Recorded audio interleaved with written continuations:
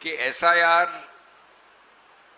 का मूल मुद्दा आकार का नहीं है, प्रोसीजर का नहीं है, वो है सार का। एसआईआर का मूल मुद्दा है सब्सटेंस का। और अगर आप उस कसौटी से देखें तो यद्यपि एसआईआर की संवैधानिक वैधता को मान लिया गया है उच्चतम न्यायालय के निर्णय में, फिर भी जितने प्रश्नों का उत्तर दिया है उच्चतम न्यायालय में, उतने ही प्रश्न और पैदा कर दिए। तो मैं सिर्फ 4-5 बिंदुओं में आपको ये बताऊंगा कि जो प्रश्न का एक निर्णय दिया है उच्चतम न्यायालय ने, उससे और किस प्रकार से विरोधाभास या प्रश्न उठता है।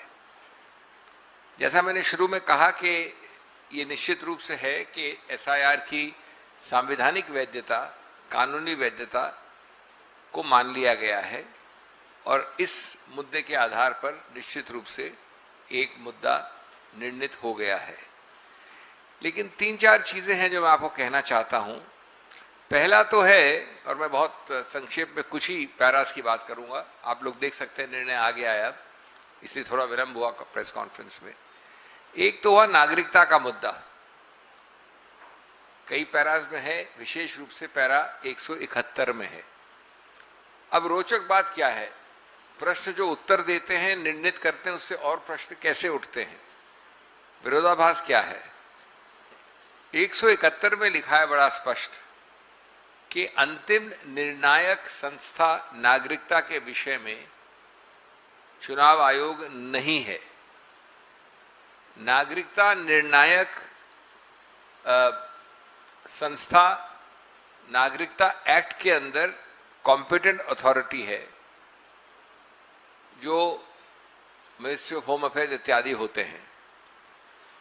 उन्होंने ये भी कहा है, और मैं कोट कर सकता हूं आपके लिए, exclusive domain of citizenship lies with the competent authority, not by the ECI. और चुनाव आयोग सिर्फ प्रशासनिक रूप से इस मुद्दे को डील कर सकता है। तो ये एक तरफ तो सही बात है, लेकिन इसका विरोधाभास देखिए बड़ा रोचक है।